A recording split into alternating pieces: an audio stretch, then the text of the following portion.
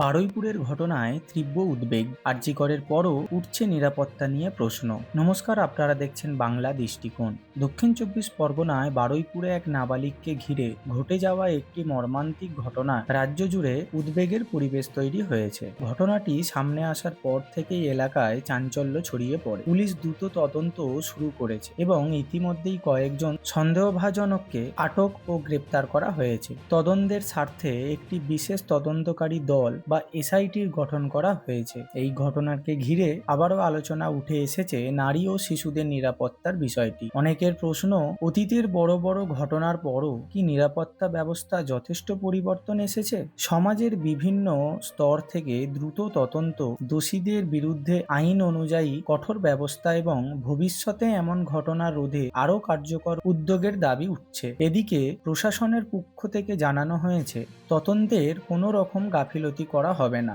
ঘটনার সঙ্গে জড়িত প্রত্যেকে ভূমিকায় খতিয়ে দেখা হচ্ছে এবং সমস্ত তথ্য প্রমাণ সংগ্রহ করে আইনি প্রক্রিয়া এগিয়ে নিয়ে যাওয়া হচ্ছে। এই ঘটনা আবারও মনে করিয়ে দিচ্ছে, নারী ও শিশুদের নিরাপত্তা নিশ্চিত করতে প্রশাসন, আইন শৃঙ্খলা বাহিনী এবং সমাজ সকলের সম্মিলিত উদ্যোগ অত্যন্ত গুরুত্বপূর্ণ। এই ঘটনায় আপনার মতামত কি? কমেন্টে অবশ্যই জানাবেন।